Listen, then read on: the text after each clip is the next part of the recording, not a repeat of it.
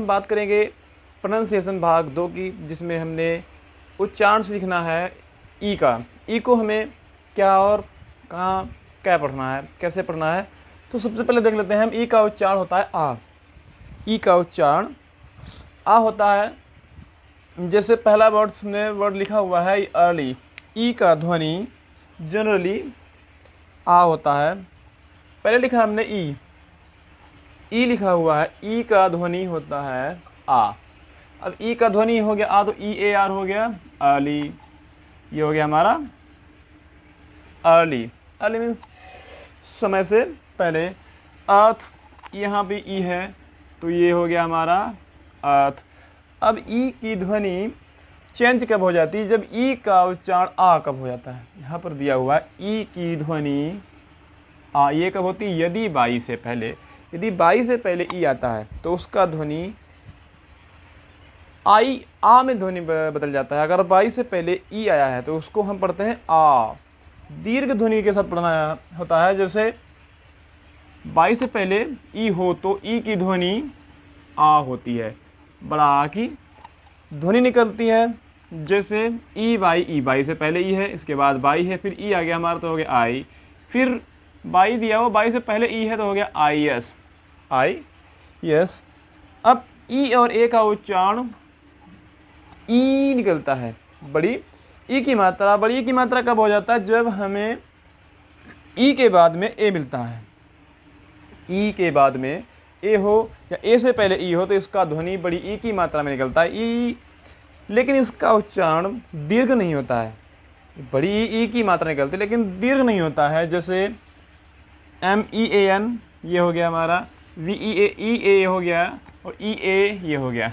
यहाँ पर हो गया मीन, वेट एंड रीड। अब डुअल ई अगर दिया हो, अगर डुअल ई मतलब डबल ई दिया गया हो, डबल ई का भी उच्चारण बड़ी ई की मात्रा ही निकलता है, बड़ी ई। लेकिन यहाँ पर उच्चारण दीर्घ होता है। जब डबल ई बना होता है तो इसका उच्चारण भी बड़ी ई की मात्रा में ही निकलता है, लेकिन यहाँ पर इसका उच्चारण दीर्घ होता है। जैसे बी, कीन, फील।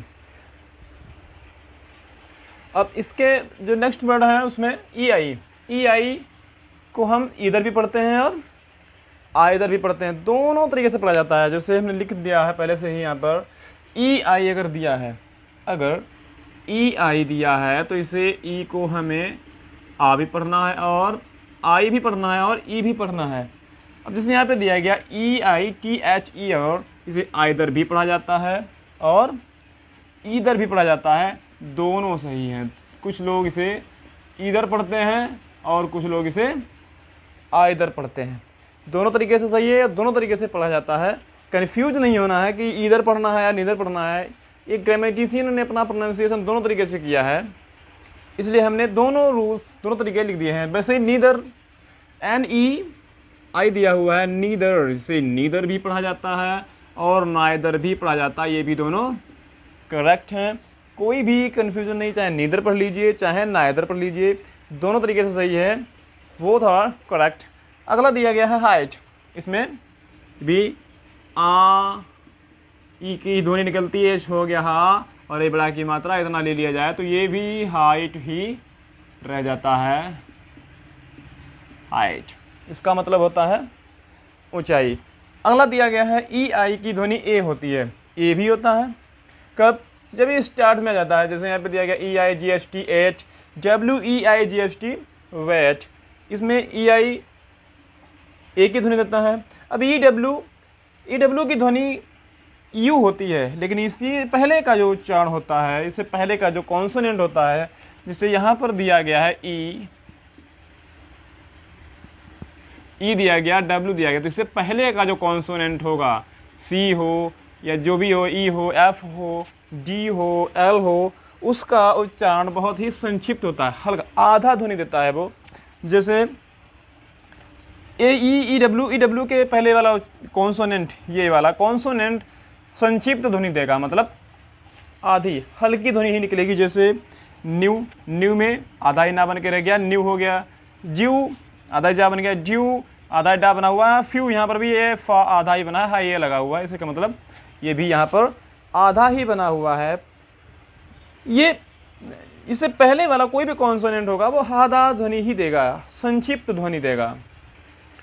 अगला देख लेते हैं। अब जैसे यहाँ पर दिया गया है ई ए आई ओ यू प्लस कॉन्सोनेंट प्लस ई, अगर ये कंडीशन मिलती है, जो हमने यहाँ पर दिख नहीं रहा है शायद, ये वाला, अगर ये फार्मूला मिलता है तो इसमें ई साइलेंट रहता है। इसमें साइलेंट ई पढ़ना, हमें ई को कहाँ पर हम नहीं पढ़ते हैं, इस रूल के हिसाब से हमें ई का उच्चारण नहीं करना होता है। जैसे यदि किसी शब्द के अंत में, यदि किसी शब्द के अंत में ई हो और उससे पहले कोई कॉन्सोनेंट हो, ई दिया है उससे पहले कोई कॉन्सोनेंट दिया, उस कॉन्सोनेंट से भी पहले ए हो, आई हो, ओ हो अथवा यू हो, तो ई का उच्चारण नहीं होता है। ई का उच्चारण तो वहाँ पर हमें ई नहीं पढ़ना होता है, ई साइलेंट रहता है। अब इसमें करना क्या होता है, लेकिन इससे पहले लगे वोवेल्स, जो इस वाले से पहले लगा हुआ वोवेल्स होगा, यहाँ से पहले, इस कॉन्सोनेंट से पहले ये वाला जो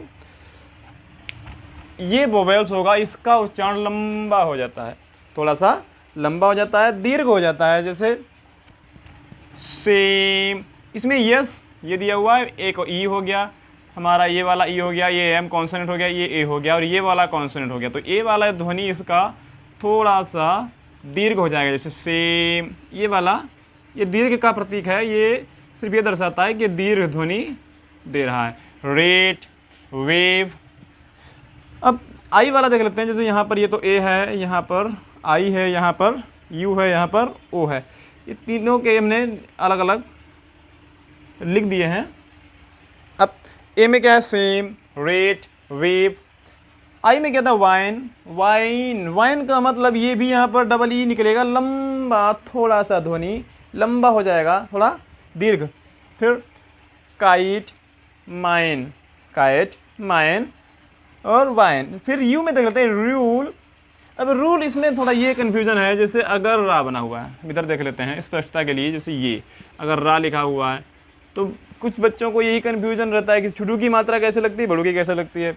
अगर ये लगा हुआ है तो ये छोटू की मात्रा है, अगर इसी में ये कर दिया गया, ये घुमा दिया गया हल्का, तो ये छोटू की मात्रा हो जाएगी, फिर ये बड़ू की मात्रा हो जाएगी। थोड़ा सा सिर्फ हल्का फ़र्क है, अगर सीधा लगा दिया तो छोटू की मात्रा है, अगर थोड़ा घुमा दिया तो बड़ू की मात्रा है। फिर यहाँ पर रूल, ट्यूब, क्यूब, यहाँ पर भी हमें इस वाला ई को नहीं पढ़ना है, ये साइलेंट रहता है। किस कंडीशन में, इसका स्क्रीनशॉट ले लीजिए, लिख लीजिए, नोट कर लीजिए।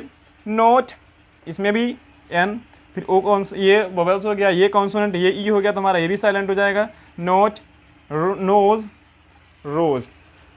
अब इसमें भी ई, इन कंडीशन में अगर ये कंडीशन मिलती है तो हमें ई का उच्चारण नहीं करना है, ई साइलेंट रहता है, मतलब ई का प्रोनाउंसिएशन ही नहीं होता है। जैसे स्पष्टता के लिए अगर ई नहीं दिया होता है, ये लिखा हुआ नॉट, अगर हमने यहाँ पर ई नहीं लगाया है, जिससे हमने लिख दिया NOT, अब इसमें लास्ट में ई तो लगा ही नहीं है, तो इसका उच्चारण सिर्फ नॉट होगा।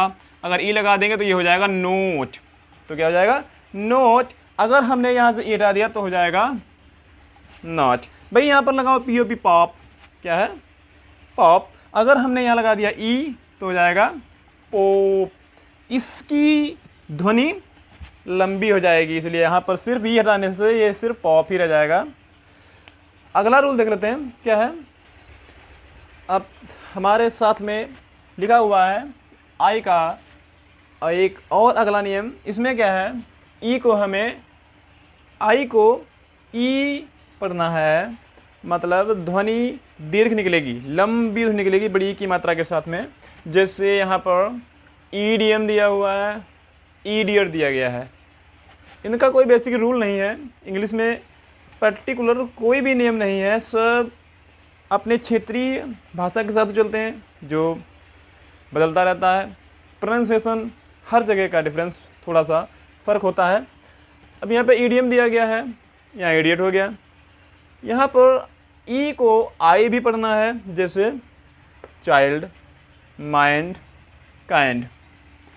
अगला ई को, आई को आ भी पढ़ना है, आई को आ पढ़ना है, जैसे फर्स्ट, सर्च, वर्थ। इसी को आई पढ़ना है, इसी को आ पढ़ना है और इसी को ई पढ़ना है। लेटर एक ही है और उच्चारण डिफरेंट है। अब ई आई हो या आई ई हो, चाहे आई ई दिया हो चाहे ई आई दिया हो, ध्वनि बड़ी एक ही निकलती है, जैसे रिसीव, विलीव, रिलीव और डिसीव। अगर समस्या ये है कि आपको इसकी हिंदी नहीं मिल पा रही है तो आप कमेंट बॉक्स में कमेंट कीजिए। अगला भाग जो 3 पढ़ाएंगे हम, उसमें हम दिए गए जो वर्ड्स देते हैं हम इनका हिंदी भी बताते जाएंगे।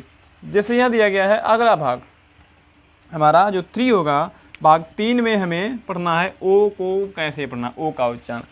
अगले भाग में पढ़ते हैं। तो वीडियो अगर अच्छा लगा हो तो लाइक कीजिए, कमेंट कर दीजिए और चैनल को सब्सक्राइब कर लीजिए। सब्सक्राइब करने पर अगर हम अगला वीडियो अपलोड करेंगे तो आपको सूचना मिल जाएगी। और सूचना प्राप्त करने के लिए बेल आइकन पर टिक कीजिए ताकि वीडियो अपलोड होते ही आपके पास सूचना पहुंच जाए।